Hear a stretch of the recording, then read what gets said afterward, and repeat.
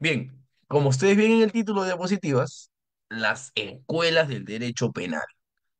Cuando nuestros amigos de Lex Artis me convocaron, me dijeron, doctor, por favor, las escuelas de derecho penal se lo asignamos, ese tema está disponible, ese tema está libre.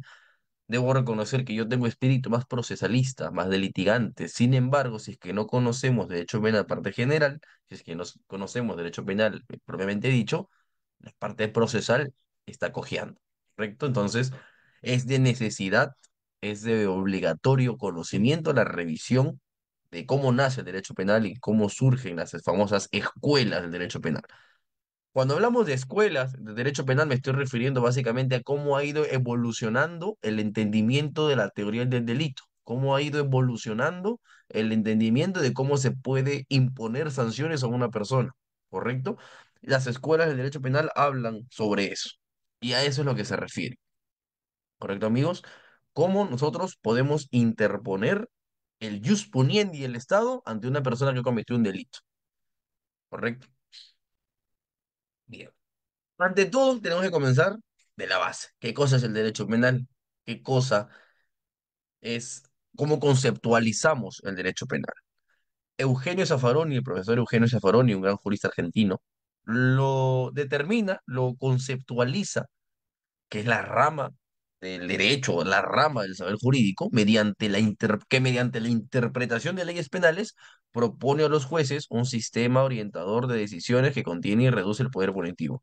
Esta, este concepto, esta definición de derecho penal me gusta porque trae varias cosas entre líneas.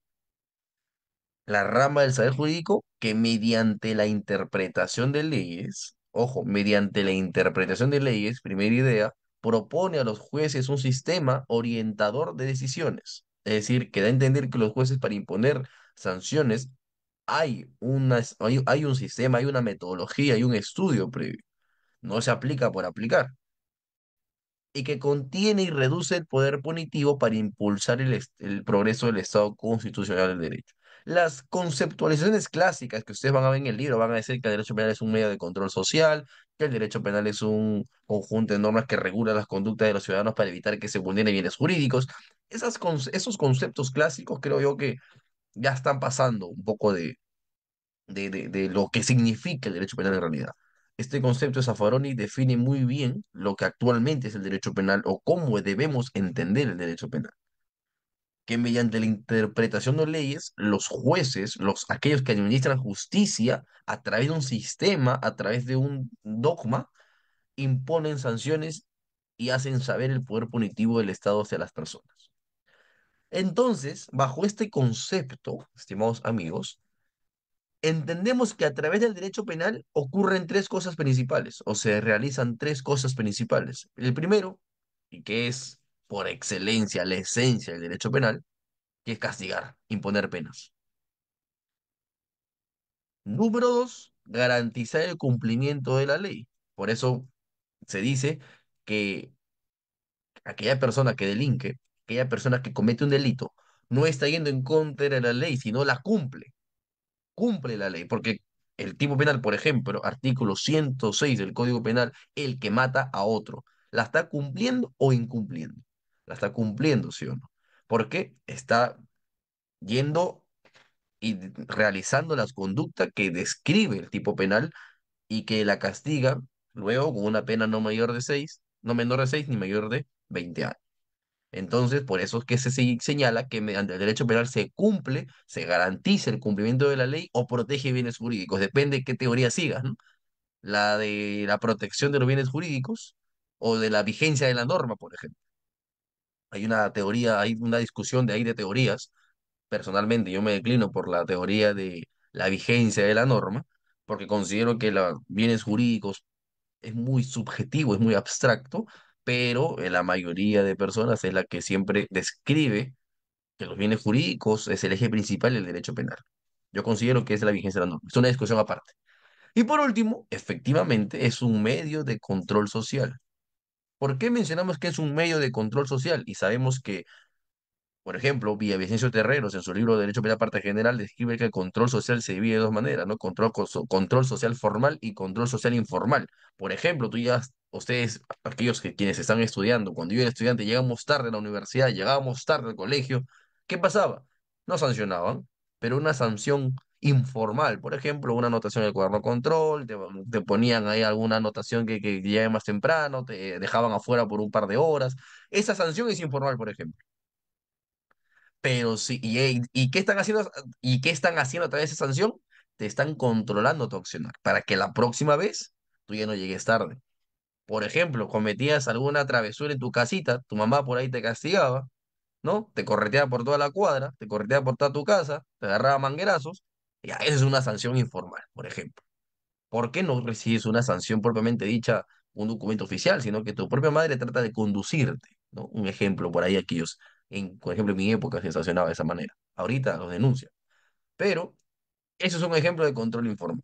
Un control formal, por ejemplo, es lo que conocemos a través de las normas, a través del derecho. ¿Correcto, amigos? Un procedimiento establecido en una norma, un procedimiento establecido en algún reglamento, en alguna ley, en algún protocolo.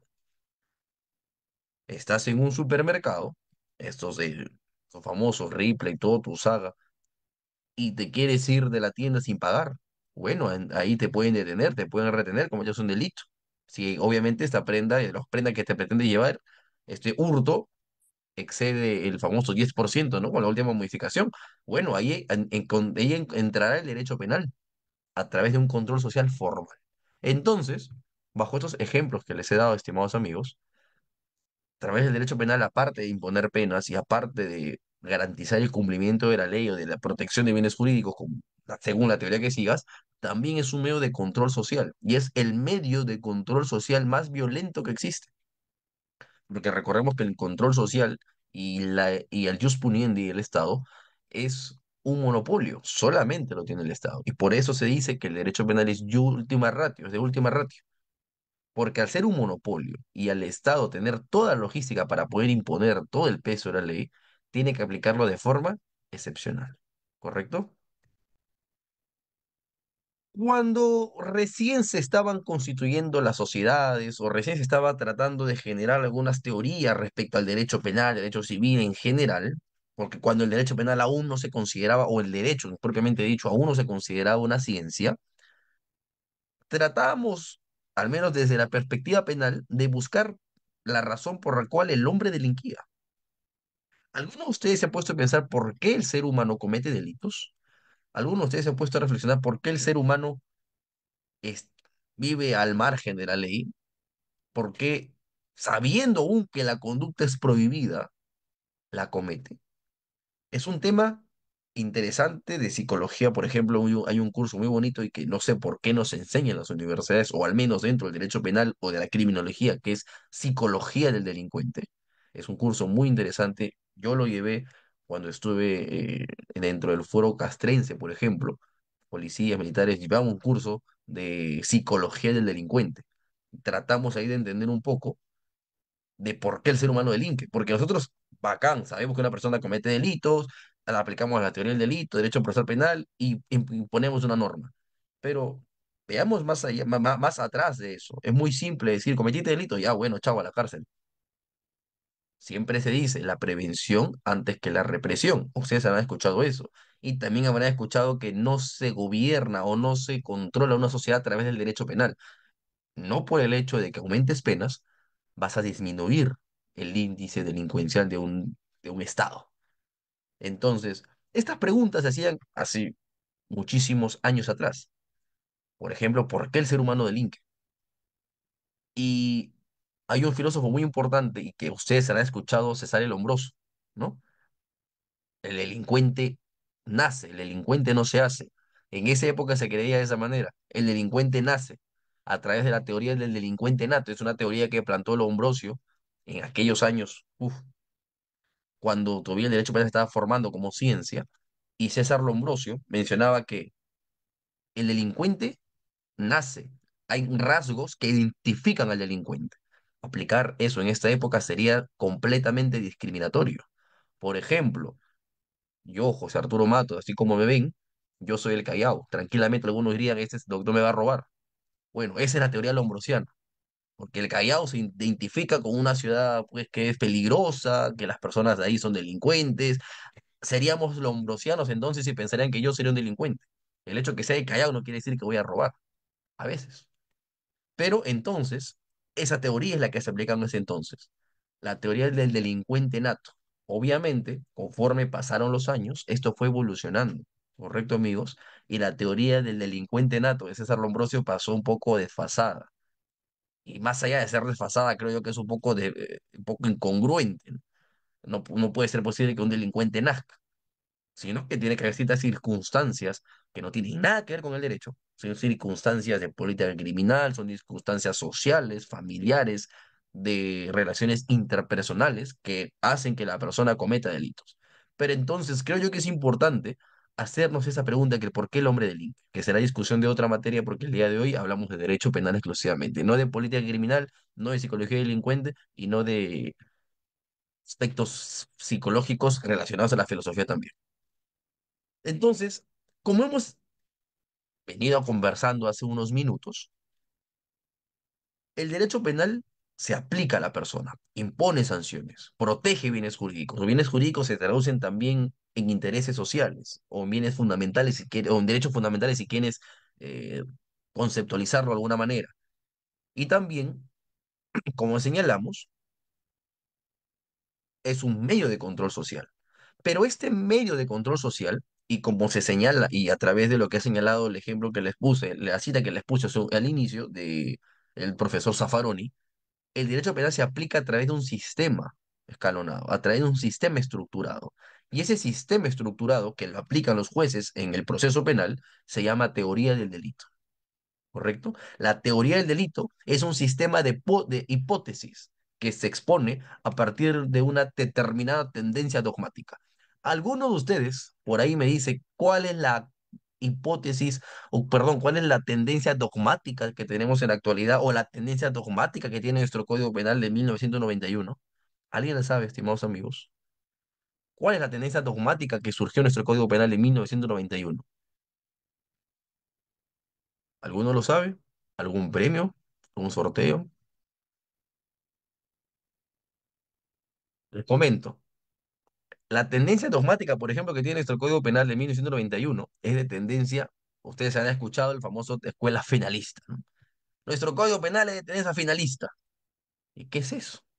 Por ejemplo, esta conferencia la estoy transmitiendo por TikTok en vivo y están conectados ahí mis amigos de Juris.p, se perdieron una media beca, por ejemplo, por no responder la pregunta.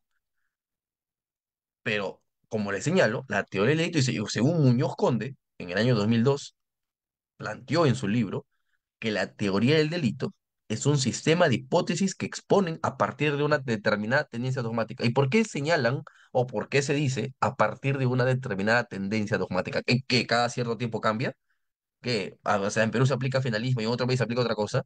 Bueno, las tendencias dogmáticas se van amoldando, adecuando a la sociedad, se van adecuando también a cómo evoluciona la sociedad.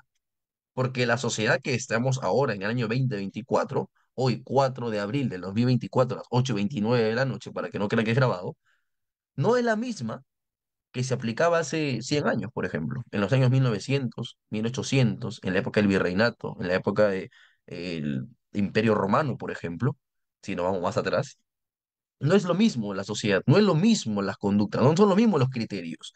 Entonces, por eso hay un término muy importante o muy interesante que se le conoce como tendencia dogmática. La tendencia actual, o al menos la que surgió en el Código Penal del 91, es la tendencia finalista. Pero en la actualidad ya estamos evolucionando, ya no somos finalistas. ¿Ahora qué somos, por ejemplo? ¿Cuál las modificaciones del Código Penal dan otra tendencia dogmática? Y yo siendo procesalista, créanme que digamos, de las escuelas dogmáticas es bastante tedioso, pero cuando uno lo lee es muy interesante, es muy bonito, porque entiende la esencia del derecho penal. Y uno como penalista, a mí me apasiona el derecho penal, tengo que conocerlo. Entonces, estimados amigos, antes de entrar a hablar de las escuelas dogmáticas, todos sabemos que la teoría del delito tiene un aspecto general, la famosa teoría del delito. Sin importar la escuela que sigamos o la que estemos, la teoría del delito tiene las siguientes características. Tiene una acción y esa acción tiene que ser típica. Esa acción típica tiene que ser antijurídica. La acción antijurídica tiene que ser culpable y esa acción típica antijurídica y culpable merece una pena.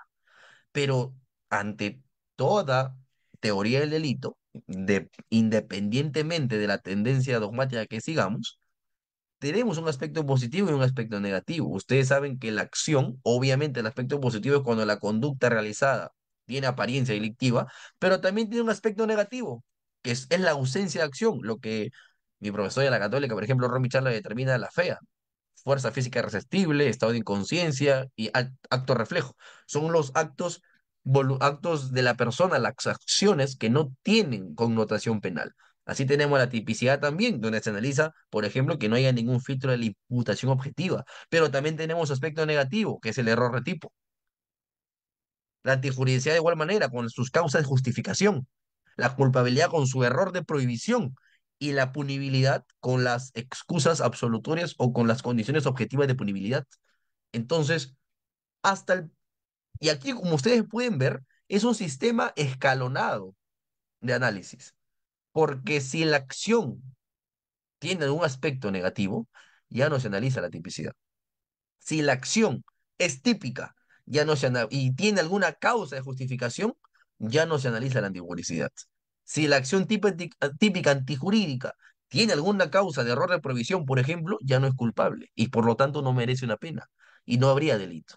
Entonces, a esto se refiere la literatura, la dogmática, la doctrina respecto a la dogmática escalonada, al análisis escalonado. Zaffaroni lo describe muy bien como un análisis escalonado de elementos que confluyen para que se constituya el delito. Entonces, aquí estamos viendo los cinco elementos de la teoría del delito sin importar qué cosa, la tendencia dogmática que sigamos. Ahora sí,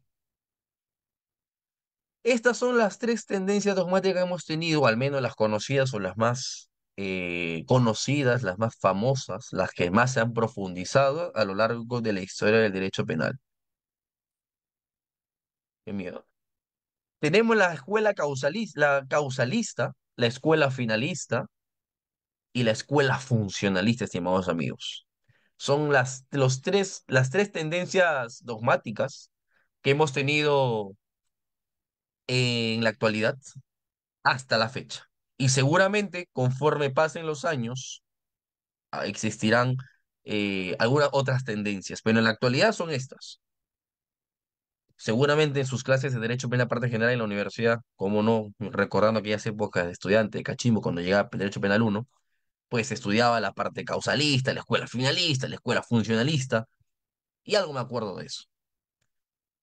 El causalismo, que es la primera tendencia dogmática, estimados amigos, el causalismo, si a quien le interesa saber quién es el padre del causalismo, el famoso filósofo von List, von List, alemán, porque el derecho penal surge de Alemania, se divide en dos cuestiones muy concretas, el causalismo naturalista y y el causalismo valorativo. El causalismo naturalista, ustedes no tengo ninguna duda que en algún momento habrán escuchado ejemplificaciones acerca del causalismo o de la teoría de la equivalencia de las condiciones, también se le conoce en la literatura con ese nombre, donde mencionan A mató a B, no importa cómo lo mató, pero la causa, la acción de A ocasionó el resultado muerte a B. Por lo tanto, A es responsable, sin importar las condiciones, sin importar el contexto y sin importar la forma que estaban o que A trató de quitarle la vida a B. Sí, y no solamente respondía A, sino también respondían, por ejemplo, los padres de A, porque sin que estos hubieran procreado a este presunto asesino, B no hubiera muerto. Entonces, esa lógica hacía que no solamente respondieran los padres de A, sino también respondieran los abuelos. Y era una cadena interminable. Y estoy completamente seguro que ustedes han escuchado, habrán leído sobre estos ejemplos que les estoy poniendo. Bueno, les presento, este es el causalismo. Antes se sancionaba de esta manera. Por eso se le conoce causalismo naturalista, porque solamente bastaba con que el ser humano realice una acción y esta acción ocasione un cambio en la realidad. Porque, por ejemplo, ahorita yo estoy sentado aquí, yo agarro el mouse y el mouse lo pongo aquí y está en otra posición, lo cambié de lugar. Y si yo lo pongo aquí y esto se cae y rompo, por ejemplo, mi impresora que está aquí al costado, ocasioné un daño. Ese ejemplo simple, para eso se le llama naturalista, porque son cuestiones naturales, son cuestiones que son ajenas a la valoración del ser humano. Simplemente porque una persona realizó un cambio en la realidad y ese cambio puede afectar a un bien jurídico, era responsable. ¿Correcto? Era responsable. No importa cómo, pero era responsable. Pero esto obviamente trajo problemas. Y aquí tengo un ejemplo mucho más concreto, más gráfico. El causalismo, la acción. Actualmente nosotros la acción la analizamos junto con la tipicidad, si es que no existe algún filtro de imputación objetiva, ¿no? Correcto. Pero en la teoría de causalista, que es la primera teoría que surgió dentro del derecho penal junto con su precursor que fue von List, la acción es un movimiento corporal simple. ¿Ah? La acción era un movimiento corporal que modifica el mundo exterior. Esa es la interpretación. Y si ese movimiento corporal que modifica el mundo exterior se describe o encuadra dentro del tipo penal que describe la norma, prohibitiva obviamente del código, eres responsable, porque hay una causa, tu conducta. Por ejemplo, si uno por pretender defenderse o como, bueno, ahora no se permitiría, ¿no? Por ejemplo, el acto de reflejo. Si tú por un acto de reflejo o por un estado de inconsciencia causas un daño a alguien, actualmente, bajo la tendencia dogmática que tiene nuestro Código Penal, que es el finalismo, no responderíamos penalmente. Pero bajo la teoría del causalismo, así sea por estado de inconsciencia, así sea por acto de reflejo, así sea por estado de inconsciencia, igualito, vamos a responder penalmente. Porque simplemente la acción era considerada un movimiento corporal simple. Y aquí abajo le pongo sus precursores si quieren leerlo, ¿no? A Fonlis, a Belling, a Soler, a Núñez. Pero eso es lo que se modificaba, o eso es lo que se entendía por causalismo naturalista. Por el contrario, y esto al tener problemas, por ejemplo, con la falta de determinación de responsabilidad, porque era una responsabilidad en cadena interminable. Respondía, por ejemplo, si yo causaba o afectaba a mi jurídico, respondía yo, respondía a mis padres, respondía a mis bisabuelos. Por ejemplo, si yo causo la muerte de alguien con un arma, era responsable el creador del arma, era responsable quien vendió el arma. O sea, una cadena interminable y había problemas de identificación del autor. Por eso, pasando los años, pasamos a un causalismo valorativo, o lo que también se le conoce como el causalismo de la relevancia típica, al menos, ¿no? Porque aquí ya no solamente se analizaba la simple acción que ocurría un cambio en la realidad, sino que aquí también tendríamos que ver con la voluntad de la gente, la voluntad de la gente. Se entendía entonces que ese simple accionar en la realidad no existía simplemente porque el ser humano se mueve sin control. El ser humano realiza acciones conforme a las voluntades que él quiere. Por ejemplo, mi mano se levanta, no se levanta solita, se levanta porque yo ordeno a través de mi psiquis de levantar la mano. Si yo ahorita salgo corriendo, es porque yo estoy en mi subconsciente ordenando a mi cerebro, a mis órganos que se muevan. Entonces, es ahí donde el causalismo ya no es simplemente una acción, sino que se analiza la valoración, la voluntad del ser humano. Pero esta voluntad era analizada sin ningún contexto. Habían los problemas aún en determinación de responsabilidad. ¿Se imaginan ustedes vivir en aquella época donde las normas y las penas se imponían por mera causalidad? La causalidad viene de acción, un puente, consecuencia. Si esa consecuencia tenía relación con mi conducta, así sea de casualidad, así sea de equivocación, yo respondía penalmente. Y hay un problema ahí de determinación. Por eso es que conforme pasaron los años, ocurrieron nuevos filósofos, nuevas ideas, nuevas dogmáticas, nuevas doctrinas, y ustedes han escuchado el famoso finalismo, estimados amigos. Su precursor, ¿quién lo plantea? Bessel, Hans Bessel, un alemán también. Como ustedes se dan cuenta, esta clase de derecho penal parte general y la escuela sí es bastante técnica. Hay que saber entender un poco de filosofía. La filosofía es muy importante en el derecho penal, aunque no lo crea. Para entender el derecho penal, quien le gusta el derecho penal tiene que tener la esencia, y la esencia está aquí. Estoy tratando de ser bastante claro, bastante concreto, bastante didáctico, porque es un tema que al leerlo o al estudiarlo puede realizar, puede confundir un poco, al ser muy técnico, al utilizar términos de filosofía, etcétera.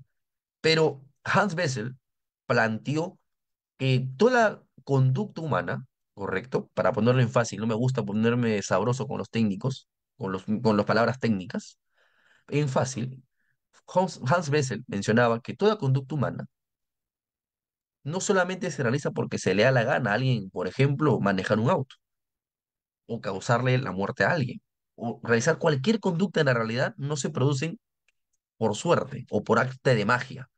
Toda conducta que realiza un ser humano tiene una finalidad.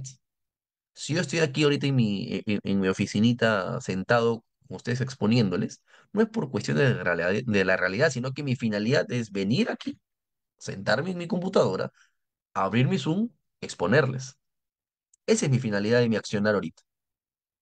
Si yo, por ejemplo, estoy con cólera, quiero vengarme de alguien, quiero pegarle a alguien.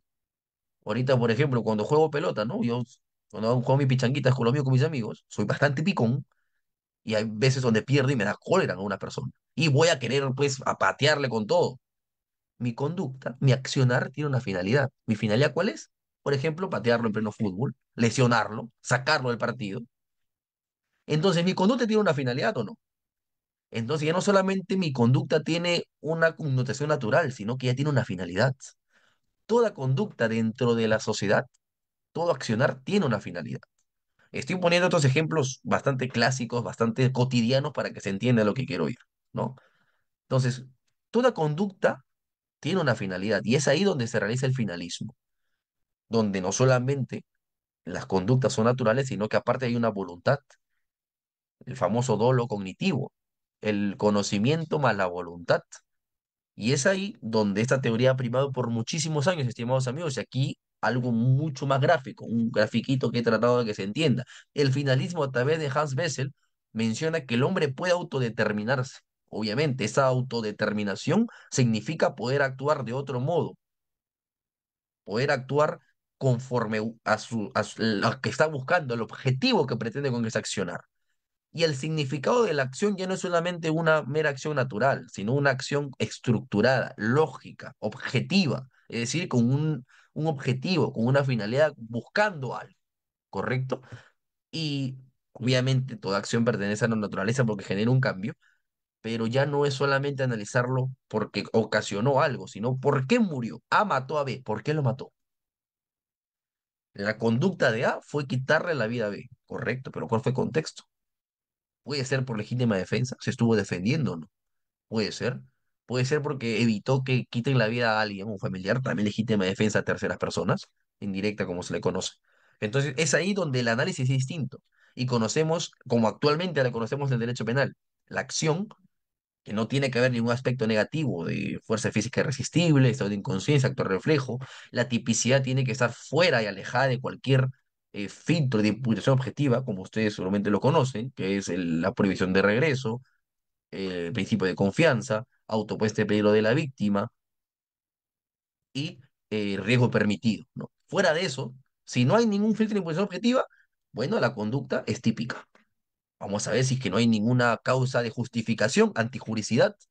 Vamos a ver luego si es que no hay una causa de exculpación con un error de prohibición, para poder ver si es que esta conducta puede ser plausible de una pena a través de descartando las condiciones objetivas de punibilidad y lo que hablan de la excusa solutoria. Sacamos eso y entonces ponemos una pena. Pero a pesar de ello, los tipos penales ya quedaron un poco cortos, porque la sociedad avanza, estimados amigos, la sociedad evoluciona. Por ejemplo, ya no se van a crear nuevos delitos. Las comisiones de delitos evolucionan en su comisión. Entonces, actualmente somos una sociedad globalizada, somos una sociedad estructurada, somos una sociedad organizada en el sentido empresarial, donde, por ejemplo, las personas jurídicas tienen acción, les pregunto, las empresas pueden realizar delitos, pueden cometer delitos. Si hablamos esto en los años 80, 70, 60 o en los años 90 o inicios del 2000, diríamos es imposible, ¿no? Estaríamos yendo en contra del principio, el famoso Brocardo Nulam, societas delinquere in non potest, la sociedad no comete delitos. Y yo les pregunto, hoy 2024, ¿las personas jurídicas son responsables penalmente o no? Sí, ¿verdad? Las personas jurídicas son responsables penalmente. Pero ¿cómo son responsables si las personas jurídicas no cometen delitos? Las personas jurídicas no tienen capacidad de discernimiento, estimados amigos. Las personas jurídicas no existen.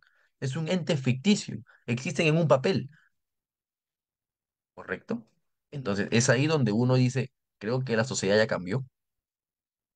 Creo que no solamente eh, las personas pueden cometer delitos.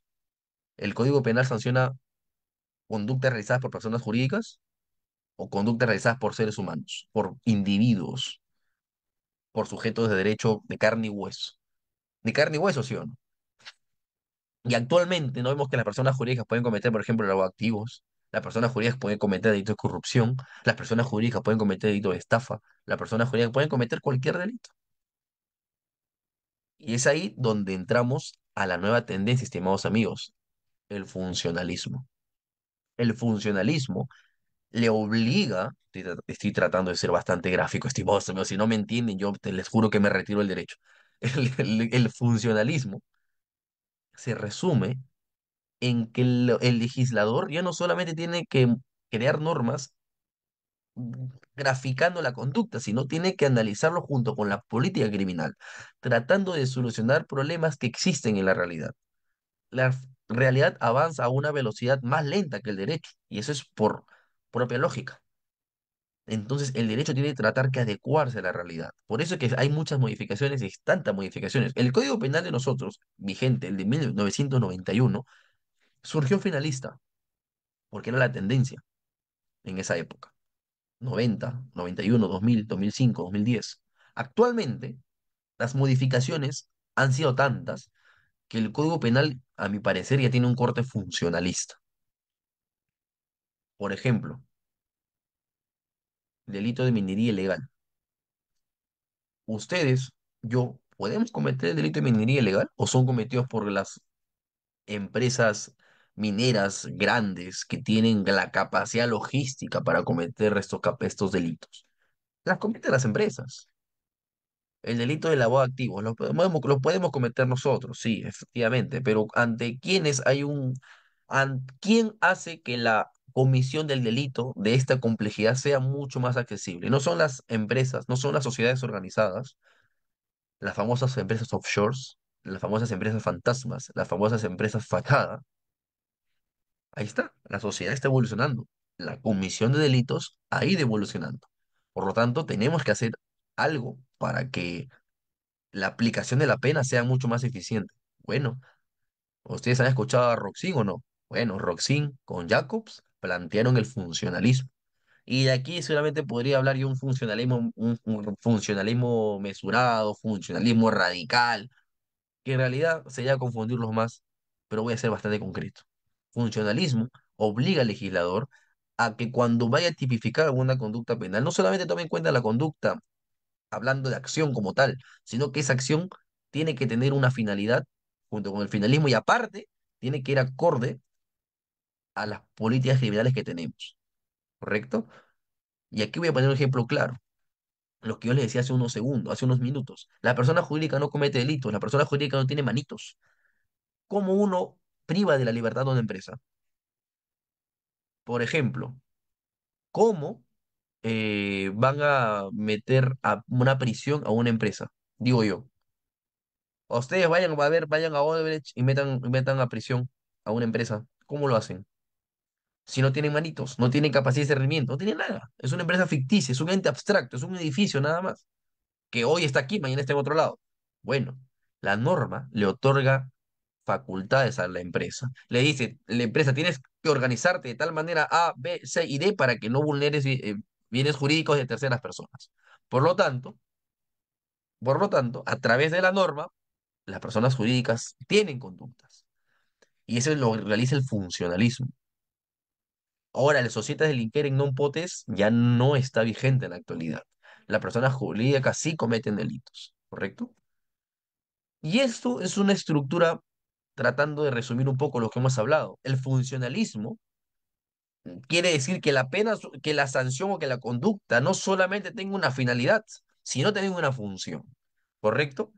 Y lo que yo le mencionaba, un funcionalismo moderado, que es de Roxin, y el fundacionalismo radical que viene de Jacobs, que los invito a poder estudiarlo, a poder leerlo, profundizarlo para que entiendan la forma de ser de cómo está evolucionando actualmente el derecho penal. Pero la acción, como les mencionaba, ya no solamente lleva una acción simple que tiene una finalidad de buscar dañar a alguien, sino esa finalidad, esa acción tiene que tener una relevancia social. Porque ahora a los tipos penales se le incorporan cuestiones de política criminal. Por ejemplo, el delito de feminicidio es un ejemplo clásico. El delito de feminicidio, ¿qué cosa es? La afectación de la vida de la mujer por cuestiones de ideología de género, por cuestiones de género. Es una cuestión de política criminal. Se llama funcionalismo porque el derecho penal está en función a la política criminal. Y la política criminal, estimados amigos, es un significado de la política pública. Existen políticas públicas para el derecho penal, que se llama política criminal. Existen políticas públicas para el deporte, para la salud, para la economía. Bueno, hay que preguntar si es que el Estado peruano está aplicando bien las políticas públicas. Yo creo que no. Para culminar, estimados amigos, y no aburrirlos más con temas tan técnicos, he hecho un resumen de los que hemos hablado. La teoría causalista de mi tío von List, mi causa, enunció que la acción penal comenzaba a partir de un accionar motriz del hombre. ¿Qué era accionar? Por ejemplo, me levantaba de mi cama, por ejemplo, no me di cuenta que se cayó en el piso una persona, la pisé y la maté, yo respondo penalmente. Si yo producí un resultado y ese resultado modificaba algo en el mundo exterior, ese resultado era relevante para el derecho penal. Así de ilógico se manejaba anteriormente el derecho penal. Sin embargo, después vino mi otra batería, Hans Bessel, que mencionó que la teoría finalista no solamente se agota en que una acción tiene un simple resultado, sino por el contrario, toda conducta tiene una finalidad. Explicó Hans Bessel a través de la teoría finalista que no hay conducta humana que no esté orientada a un fin. Todos realizamos algo en el mundo exterior con una finalidad. No nos movemos por simple, no somos robots, tenemos una finalidad a través de nuestro discernimiento. Por tanto, el hombre, valiéndose de su conocimiento y voluntad, y aquí hablo de la teoría del dolo, por ejemplo, ¿no? La teoría cognitiva, conocimiento más voluntad, persigue una finalidad con mi conducta delictiva, ¿correcto? Que es lo que es como surgió nuestro Código Penal en el 91. Y por último, los grandes exponentes del derecho penal moderno, Klaus Roxin y el profesor Gunther Jacobs, a través de la teoría funcionalista, resuelve la mayoría de incertidumbres que había con la finalista. Porque, por ejemplo, la teoría finalista decía lo siguiente, ¿no? No hay conducta humana que no esté orientada a una finalidad. Todos los seres humanos le realizan alguna conducta con una finalidad. Yo les pregunto entonces, ¿y los delitos culposos? Los delitos culposos son ocasionados con intención, con conocimiento, con voluntad, o se realizan por negligencia, por impericia. Bajo la teoría de la escuela de la finalista, los delitos culposos no tenían asidero. Si, según Hans Bessel, toda conducta tiene un conocimiento y una voluntad, ¿dónde está la voluntad de los delitos culposos? Bueno, los delitos culposos se solucionaron con la teoría funcionalista, porque le encarga al legislador, como les mencioné, la responsabilidad de redactar un tipo penal, una ley penal, no solamente ubicando los elementos del tipo, ¿no? El que mata a otro, el sujeto activo, el sujeto pasivo, bien jurídico protegido, conducta de nexo causal. No, no solamente se agota ahí, sino también hay que ir conforme a la política criminal, lo que realmente resuelve los problemas que existen en la sociedad, estimados amigos. Estas han sido las tres historias dogmáticas de nuestro derecho penal, estimados amigos, escuela pausalista, escuela finalista y como estamos entrando ahora a la funcionalista. Espero que se me haya entendido, estimados amigos. Es un tema bastante técnico, bastante tedioso, bastante pesado y he tratado de hacerlo entendible. Espero que se haya entendido. Muchísimas gracias, soy José Arturo Matos y si hay alguna pregunta, pues quedo atento a ello.